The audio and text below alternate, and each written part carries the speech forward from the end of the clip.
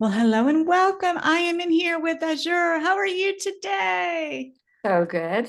I So know, I'm so good. glad. I'm so glad to meet you online. I've been kind of stalking you because I love Oh, your energy. And obviously, thanks. your stuff comes up in my feed, probably the same way my stuff comes up in your feed, because we have a lot of similar interests. Mhm. And we're obviously both living with type 1 for many years. Yes. And you actually beat me because I'm 42 years, you're 45. Five. Yeah. Not that it's a competition, but it is a fun thing to kind of share with one another about, how long that we've been managing this disease. So Mhm. share a little bit about yourself with the listeners here. We'd love to get to know you a little more. Yeah, so I have been a type 1 diabetic for 45 years. I was 5 years old when I Mm. received it.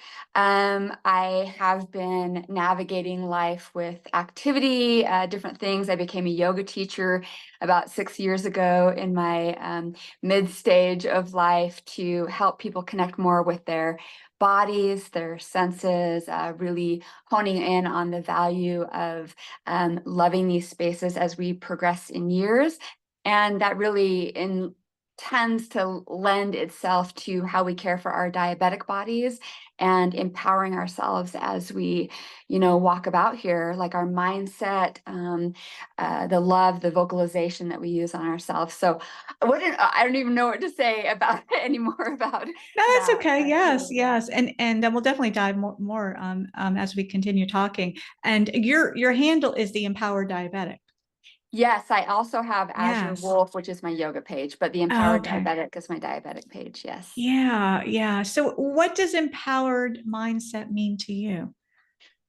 Well, I always think about how we are the curators and creators of our life, and our mind is one of the biggest indicators on how we take our walk, like how we perceive things, how we receive things, Hmm. even in our ability to respond versus react to life. Hmm. So, feeling empowered in that even though we don't control diabetes or our life, we can manage how we receive and perceive it.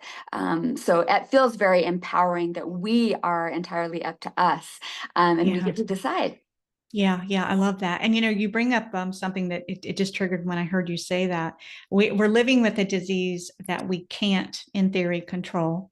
Again, we hear that a lot. Control your blood sugar. Do that. It's never really in control for anybody, even if you don't live in autoimmune. Type 1. Nobody's blood sugar is perfect. That's another whole topic with, insulin resistance. Just for the average person walking around out there, but the one thing we can at least have a mindset around is our thinking and our thoughts. And like you say, we can control how we think. It takes practice, that's for sure. And I know you and I've had some years to practice. And I know my mindset was not what it was years ago. It was not what it is today. So, with wisdom and experience, and I think for me, a lot of my listeners know I grew up. So I was diagnosed in '82. I don't know what year were you diagnosed? 80. Mhm. Okay, same time frame. That Yeah. was There was nothing about this disease. I mean, we Mhm. were still going to the library to do our book reports, right? Everything was encyclopedia and magazines, remember? Yeah. So to even find out the information, the doctors did the best they could, but I didn't have any overall understanding of really what this was. Um, and it was sad. And so I felt and what happens is that you feel very isolated. And that was my story. And I carried that around for years. I just felt like I was the only oddball that had to check her blood sugar, give herself shots, making sure, counting the carbs. I don't even know if I knew how to count carbs back then. I didn't. I was just winging it, but can you relate to that? Totally. Yes. Yeah. Yeah. Yeah. Yeah. And, obviously technology and the tools that we have now have definitely helped us better manage it. And I think with that does come a better kind of framework about how we're going to attack it every day, but it doesn't make it easy. It still Oh, doesn't no. make it easy. Yeah. Right. But I always think about how it may not be easy, but everyone has the thing in their life that is a challenge. And Mm-hmm. it's like receiving it with like curiosity and, you know, what it can bring to you. So I think about that often. Yes, and what it can bring to others. And I just watching you online and what you share, you're so authentic and real about who you are, what you do. And you're very fit, which another thing that you and I have a lot in common. Not that I call myself very fit, but exercise has always been in my toolbox. I can't imagine, and I can just assume if I didn't have diabetes, I would be just as active. But and you can recognize this as well, how much it helps us not only physically but mentally, and we're going to talk hormones here in just a minute. But yeah, so how has your journey with fitness been? You know, I ebbed and flowed. I mean, as we're, you know, younger and all, we play around with different things and, you know, our connection to our bodies and whatnot. But ultimately, at some point, I started testing the waters of my abilities, climbing mountains, like mountain biking, doing all these different things, and really exploring the idea that I was just taking diabetes with me, because some of the I hear some of the blockages are I'm nervous about my blood sugar and things like that. But I just loaded myself up and just started going harder, until my body was like, okay, can we try some different things? Meaning I was pushing myself um, harder than I needed to, I guess, if you will. Okay. But it really was an exploration of what it meant to just be active with diabetes, and all it is you're just carrying it with you. And that may sound like Mm-hmm. I'm like toning things down a bit, but literally I decided that I would rather be climbing a mountain with all my stuff and getting low up there than sitting around not living my life and just waiting Mm, for my blood sugar to happen or my right. diabetes to happen. So Right, right. Living in a bubble is not going to get us on top of any mountain, is it? Yeah, that's such a great example. Yeah, it really is, and it's so visual too. Yeah, because yeah, again, there's the mindset just telling us, and maybe it's past experiences. I think that's what I know. A lot of women I've had a chance to work with, there's a story. There's whether it's something that somebody said, maybe it's a doctor, maybe it's that that idea that there are limitations, but we mhm. don't know even if personally I don't think there are any limitations. Just like you say, if there's a will there's a way. There's an old saying, right? I mean, but I think it's really about your intention. If this is something that can help you, and you see the other side of it as being nothing but good and helpful, and with your health and all areas of your life, taking that first step really does pay off. And Yeah. Yeah. I do want to say one thing about that, because I'm sure a lot of people have heard this and maybe you did too. Like for mhm. me, being told you're going to be sick, weak, frail for the rest of your life. Oh That was something yeah. I was told. So for me, weightlifting, like I show my physical space on here because for me, it reminds me I am strong. I can be Mm, strong. I'm not weak. And not believing those things that other people tell us, trying things on for ourselves, not taking other people's word for it if it's disempowering us. So I just wanted to throw that out there. Yeah. yes, hold on just a second. Oh, hold on.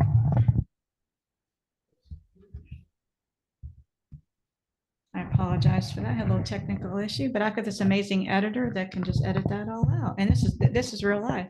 Okay. Sorry about that. Yes, I love that. That's really good. So tell me what's your, could you mention yoga? Hmm. And so weightlifting, I'm going to go through some of the things that these are things I live, practice. I know how much it benefits me. Um, Weight training, and I'm just going to say this boldly, ladies, for anybody, but especially us ladies as we're aging, especially with a chronic disease, weightlifting is not a it's not a gosh, what's the word I'm looking for? It's not something we can negotiate. This is something we must do. It is necessary for everybody to be loading the muscles on a regular basis. Hmm. There are so many benefits that outweigh any sort of stigma or whatever you want to put on it, or just that that generation that wasn't used to what that meant for a woman specifically. I've been lifting weights, gosh, really my whole life. I don't remember ever not having weight training in my fitness routine. I'm 57 now. And it's like anything, once you start doing it and it becomes what you do, and it feels good and you see the benefits, we don't walk away from things that feel good, do we? Not generally speaking, as humans. Yeah, we want to keep repeating what's working. And you can probably speak into this too. And I think maybe the hardest part is maybe there's that intimidation factor. It's the, well, I'm not quite sure. I'm not strong enough. I don't know how to do it. These are things I hear from my clients as well, and those are some things that we walk through. But it's and everybody's different too. The way that they take it on, decide to put it into the routine, and then they progress. Yeah. Yeah. It's interesting because I was thinking about back in the day, people were weightlifting without weightlifting. Lives lend itself to doing hard work, even in the kitchen for women. Like everything was a physical activity. And now we're sitting around all the time. Everything is convenient. So now implementing a different way to weightlift, and it doesn't have to be anything. It can be 30 minutes, 3 days a week of weight bearing things, and then building confidence. And when you start building the confidence in your body, you're more able to handle, like, not only mentally life's challenges, but if you were to take a spill or a fall, you recover quicker. Yeah. Your body is more adaptive to movement and different things going on. And as well as diabetes, being more insulin sensitive.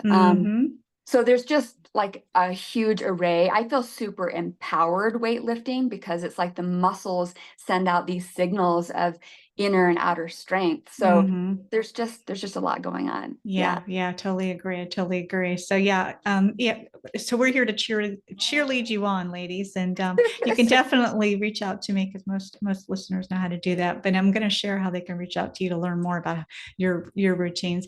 And yoga too is, as we're getting older, and I want to talk about hormone changes because I know this is something that you're starting to come. This is something that you're into as well.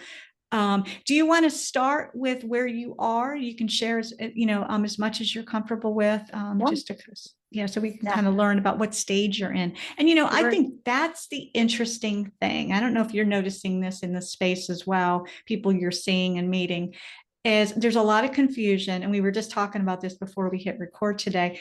Thank goodness there's a movement on menopause. It's finally being said out loud.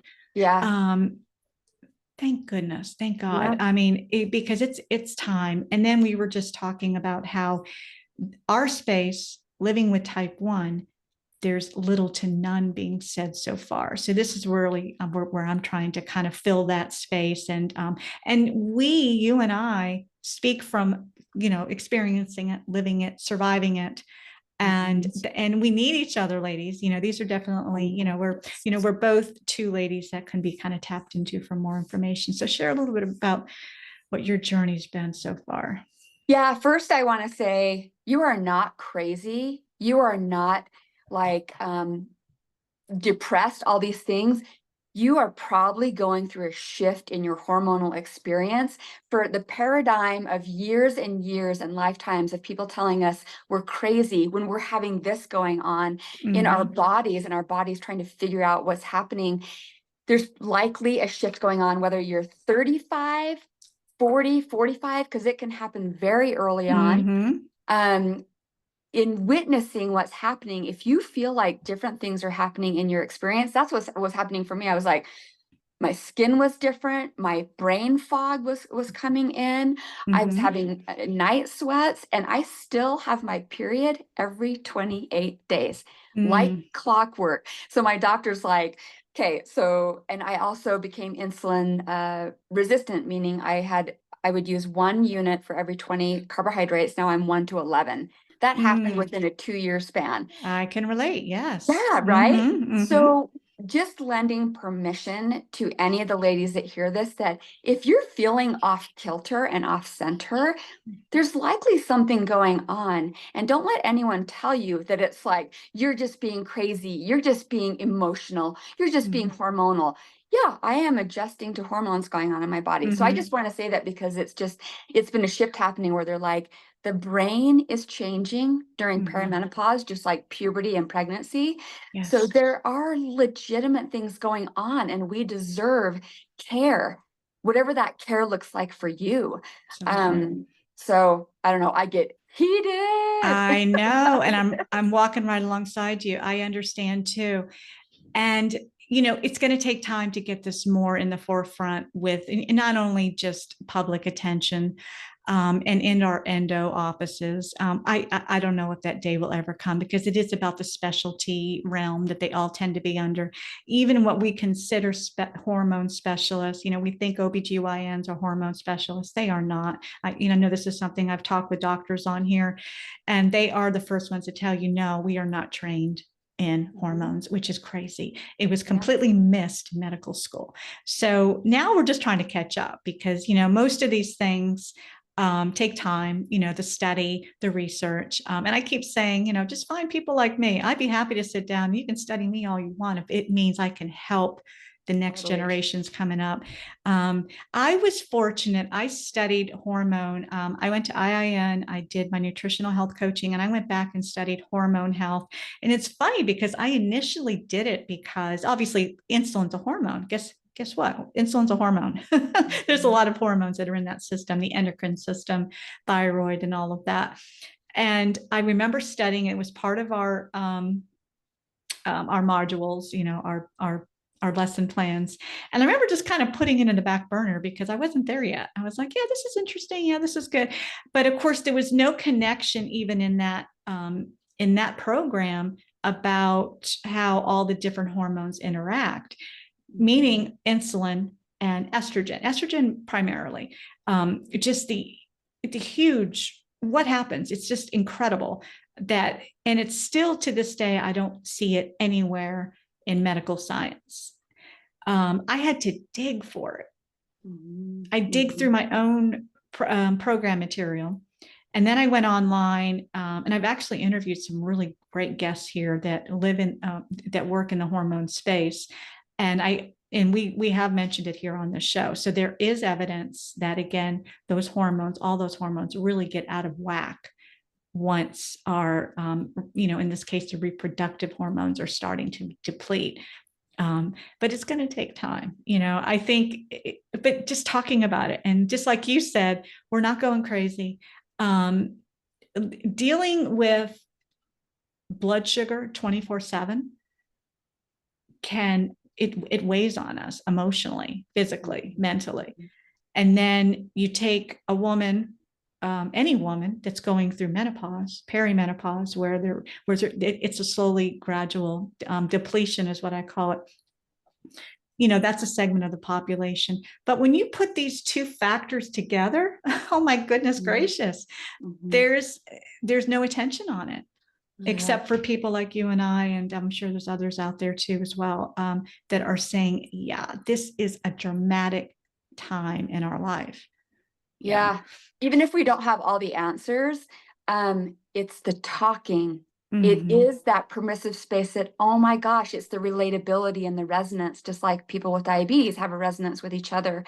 And, diabetes, you were talking about blood sugar all day long. There is this low-lying energy of like fight or flight, because you're constantly realizing that you, by these methods, are keeping the lifeline going. So yeah, there's that underlying stress, which is a hormone. So really giving grace and space to ourselves to just get curious about what we may need at these shifting spaces of time. And again, talking about it is such a powerful tool for us to live better lives. I totally agree. Yeah.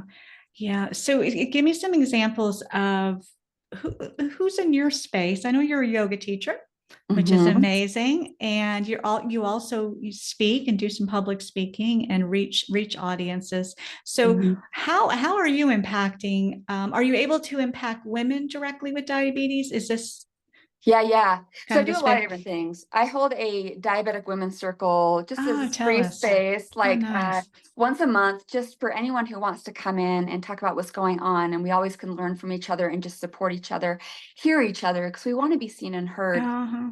I've had diabetics at my yoga retreats, and I do a lot of, like, I guide women into self-leadership, self-love, self-ownership, all the things. I do some healing work and whatnot. Because literally, when we remember, like, we are our greatest source of healing and wellness. So I hold that through yoga classes, through Women's Circle, in person or online, journal circles, so that we can get curious about our thoughts and our belief systems. So yeah, that's some of the work I do. Nice, really good. So Yeah. oh, that's gorgeous. I love all that. I actually have a side business, which is yoga, which is something that you probably didn't realize. No, I did Yeah, not. this Yeah. is funny. Back it was, let's see, 2017, 2018. I teamed up with two other ladies. One of them was a yoga teacher, and we created a company. And part of what we did with retreats was yoga. And we also brought in wellness, self-care, delicious food, all those things. And we just spoiled women for a day. And since then, I've actually contracted with a hotel here in St. Augustine Beach, where I live in Florida, and we provide daily yoga. I am not a yoga teacher. This is the irony of it. I'm still the wellness, nutrition and diabetes things, but it's such an amazing partnership. And I have teachers that work for me, Mhm. and it's just so funny. I know I giggle every time I think of the story. Yeah, so it's good stuff. And so and that's a definite part of what we need to do, just to kind of nourish us, and balance. I think balance is a word we hear a lot, but the fitness, the hard hitting, the weight training that you and I love to do. But yoga is a nice, you really got to have that offset, don't you? Yeah, I feel like it's a very complimentary, because it helps you to Complimentary. breathe your emotions and ideas open. I have yet to regret a yoga practice. Right. And I do intend on having a diabetic goddess yoga retreat at some point. That's coming. But yeah, so I love that. I love learning that about you. Yeah, Yeah, it's very really cool. interesting. Yeah, it just goes to show you never know where life or God will take you. And that was one of those things. It's just and I kid about it all the time, because it was so out of my wheelhouse. Yoga has never been something I was really comfortable with. I think I always got kind of scared off by the studio, like I didn't belong, and because I didn't have a practice going, so I didn't know where to start. Ours is actually on a yoga lawn. We call it the yoga lawn that oversees the ocean. So it's outside. It's gorgeous. Yeah, I'll have to take a picture and send it, and maybe we can Yes, we can attach it to please. this episode for sure. Yeah. It's really good stuff, and I'm just very grateful. I'm very grateful for that. And yeah, it's really good stuff. So what about hormones? Let's jump back over to hormones and talk about, you mentioned a little bit about some of the things that you've experienced, and you're what stage are you in right now, if I may Uh, ask? I have no You're idea. not quite sure? Okay. Honestly, I have been living with it was about 2 years ago when I started noticing things. I would have these bursts of like emotional spaces that I was not used to. Like Okay. things would just, I would like, and then I would get heated. My body would get heated. I have these really like these temperature shifts that are powerful. The brain fog has been a big thing. Yeah. My skin really started changing. I only say that because I really pay attention to my body and like talk to it and whatnot. So all these things were happening, and I'm just observing. I noticed that I was losing some muscle mass. Mm, And this is when I wasn't lifting like I am now. I was like doing some lighter stuff and whatnot. okay. So Okay. I knew I needed to shift. That's happening. And have been able to put on muscle with, I've been using creatine, as well as, a little more Okay. protein and Okay. things like that, which I've noticed I repair much faster Hmm. using that. And really focusing on the food that I'm eating. I always have, but this was more of like focusing on my protein, whether it's tofu and beans or fish or whatever it is. And that has been really helpful, even for my mental balance. Yeah. Is Yeah. that what you're asking? Yeah, absolutely. Yes, yes, that's perfect, because you're typical, and I don't mean that in a condescending way, but yeah, the stages that you're feeling, noticing, and you're lucky, from what I've picked up and just kind of learned from you already. You're very in tune with your body. And I'm hoping most women are as well. I think sometimes we have to feel those symptoms that don't make us feel good. And all the ones that you've listed are just some of them. Oh yeah. The ones you've listed, I experienced all those as well. And, some things that I went through was joint pain. I was diagnosed with frozen shoulder. I didn't even realize that was connected back in those Mhm. days. I had bouts of vertigo. Guess what, ladies? That's connected. Yes. I noticed that Again, we're too. learning. Again, we got to talk about it. We got to Mm. spread the awareness that, yeah, you're not going crazy. Vertigo, it's not a fun thing. This is kind of a weird little thing too that just happened. This past year, I've had some skin issues, and I was just talking. I've talked a lot about this on the show recently. I have some other episodes coming up about this, or have already aired them, and the gut microbiome and the diversity of the gut, and those things. So more to come on that, and we're going to continue to tap into that. But it's so important. But it struck me when you were talking about just how in tune you are. We need to be in tune with how we're feeling differently. Yeah, I Yeah. do feel like if anyone's open to this, I do mirror work. Like I look in front of the mirror and I ask my body, like, what's happening? How are you feeling and whatnot? Because there is a disconnect. We do this thing where, diabetes or our bodies over here, our thoughts are over here, but really fine tuning that, because it is a practice. It's a practice to reconnect to the signals. And I had more symptoms going on, like the vertigo and stuff that you're mentioning, but Oh, you, interesting. you, you just think, oh, this is just what's happening in life. No, it's I different. know. Like the weird Yes. things going on in your skin, like my skin Mm-hmm. started doing these creepy crawly Mm-hmm. things. Mm-hmm. Insulin resistance was huge. I put Yeah, on same like here. 5 pounds just like that and had to Mm-hmm. reassess what's Yep. going on. Yeah. It's not, and our body isn't failing us, it's talking to us. Yeah. And are we listening? Mm-hmm. So it's its cry for saying, hey, things are adjusting. Can we do something? Can we help Yeah. ourselves out? Yeah. Right, right, right. What can I do? Now, are these things that you talk with your doctor about or continue to be? Yeah, I talked to my diabetic doctor about it, and I would tell her like the adjustments I needed to make, because she's always like, well, you know more than I do. So, and when she said that, I'm like, we need to know more. And I'm like, the hormone thing for sure, it is this vague space that we've talked about, just Hmm. openly talking about it. Yeah. But how it relates to diabetics versus women who don't have diabetes, because it Yeah. is a bit different. Yeah. We already are lacking in other hormones, and we're taking synthetic hormones and all these things Hmm. already. Hmm. So I'm excited for you to do more work, myself to do more research, to bring more things to life, Yeah. because it is different for us. Yeah. Yeah, it sure is. And we've both heard and maybe even experienced those phases of, we've burnout, Mhm. depression. I mean, let's just call it what it is. I mean, Mhm. complete feeling just out of control. Yeah. Like diabetes has taken over. There's no hope, hopeless. Um, I just, I am so passionate about this space right now because it is hard to age. It's hard to age with, a woman to age in general, just all the different things going on. And there's a lot of gaslighting and dismissal going on. Um, I, I just want our women in our space with diabetes, this has got to be attention. And, let's not go down that road where we're in our 50s, 60s, 70s, and we're still being dismissed. We're still Mhm. carrying a chronic disease. Our hormones are still depleting, and nobody continues to listen to us.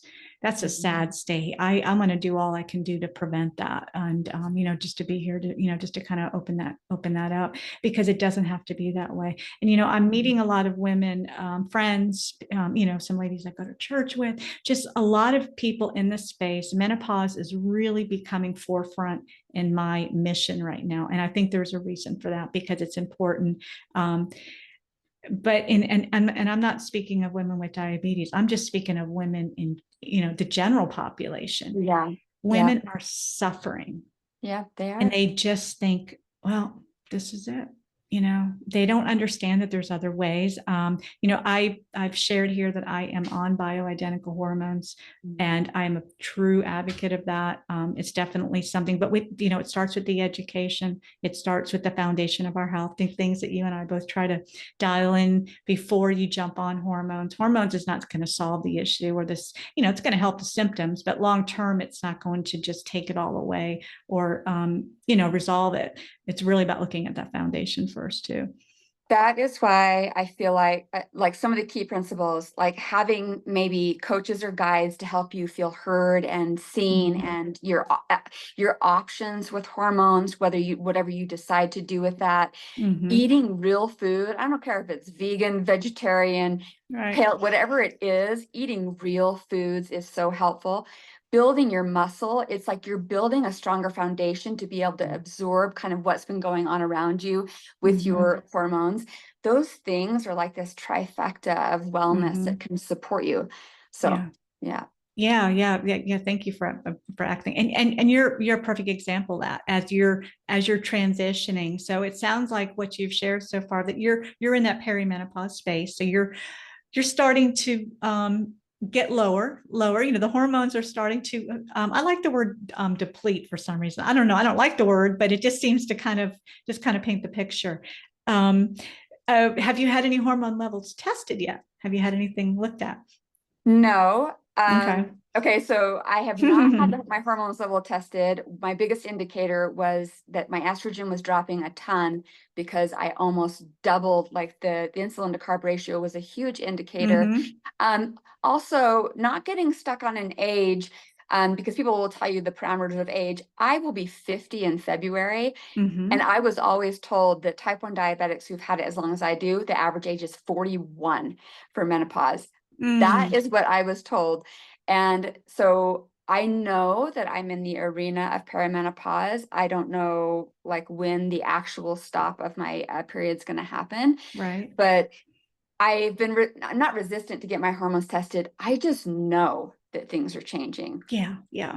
Just know. And Yeah. when I get them tested, I'm going to put them on my page. Throw it out there. Yeah. And then the most important thing too is then not only that, but because you understand your body and what you need, but to find a practitioner that knows what to test, how to interpret, and if and when you decide, just like anybody listening here, if and when you decide that you want to bring in some hormone replenishment. I like the word replenish. So we're depleted and then we replenish, because we function better. Everything is just, I want to age well. And I don't want diabetes to be harder to manage physically and emotionally as I'm getting older. And that's a I'm choice so I'm with you. making. Yeah. Yeah. I'm so with So yeah. So yeah, it is. It's really, and I'm just going to toss this out there. Maybe get your FSH tested. That's your follicle stimulating hormone. It's a very easy test, and that's you. something that you could get, and your endo could run that test. I've had just regular practitioners run it, but that's just kind of okay, because that's kind of the indicator, because the higher the level, the lower the amount of estrogen that the ovaries are actually pumping out or kind of producing. And Yeah. estrogen is our testosterone, right? Like Mm, men's hormone is testosterone. Our testosterone is estrogen. So when it's yeah. dropping, you're going to feel different. If You men's will. testosterone drops, they feel different. Yeah. Estrogen is our testosterone. So Yeah. anyway, Yeah, yes. yeah, absolutely. Yes. It's life, Mhm.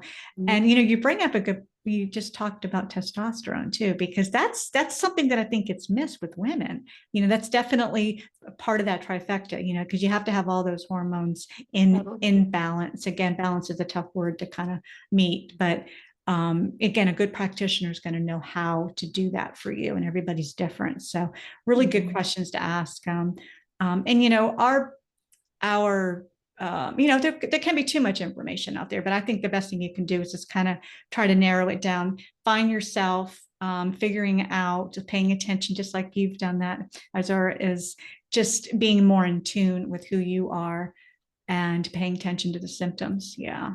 Mhm. Anyone who has resistance to hormones, saying that it's not like our bodies, like we're having to take outside hormones. We already do. Insulin is a synthetic hormone. We already take that, and that helps us to be alive and in balance. So for those of you who need that open idea of being open to the possibilities of what you may need to be living your most balanced life. Yeah. That's a good point to bring up. I've had conversations just like this, and I think there's a stigma around having to take medication. Women think that hormones, again, it's it's a good source, it's compounded, it's bioidentical, so there are some good sources out there that are just like our bodies, which is beautiful that they have that available for us. I like that you said that, because guess what, there's lots of hormones that our body needs, and no one's going to tell us that we can't have insulin. No one's going to tell somebody with thyroid that they can't get the thyroid hormone, or even vitamin D. Vitamin D it comes in as a hormone, and we need that to survive and thrive. So there's lots of parallels here and ways to kind of just come into your own understanding of what's necessary and what's something that your body really does, do better on. Absolutely. Yeah, sure. Yeah.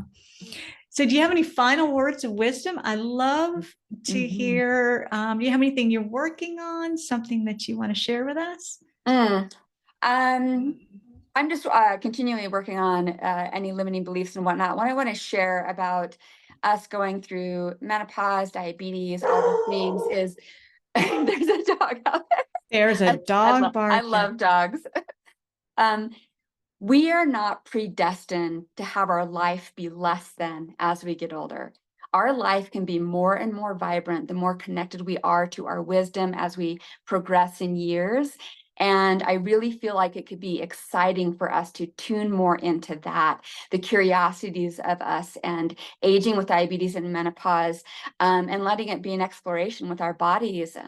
So anyway, just wanted to throw that out there. It's something I work with women a lot about when we're in session and in retreats together, because we are the only person we're going to live with for the rest of our lives, and we get to care about ourselves. So that's all I want to say. I love that. We get to. Yeah. It's not a matter of having to, it's we get to. Yeah. Well, thank you so much. I appreciate getting to know you and getting to know you in person. Yeah, this has been such a joy, and to share you with our listeners. So tell everybody how they can get in touch with you. Sure. So I found that, like you had said, Instagram, I do Instagram at Azure Wolfe and the Empowered Diabetic, and I always post all my goings on there and my links, because I don't want all these social medias and whatnot. You can always DM me. I answer every single DM that I get. I get a lot of messages from diabetics, even if it's just to share ideas. So you can always contact me there, and we can go from there. Yeah. Thank you so much, Azure. We're going to link all that. We're going to make it easy for everybody to follow you and to stay in touch. And again, thank you for coming, sharing who you are, sharing your journey during this time of your life, and knowing that, we don't have things to be afraid of. Let's gather together and walk this walk together for sure. Well, thank you. And like I said, everything will be linked here in the show notes. Have a beautiful day. Thank you. Thank you so much for trusting in me. And I hope to connect with you further. Yeah.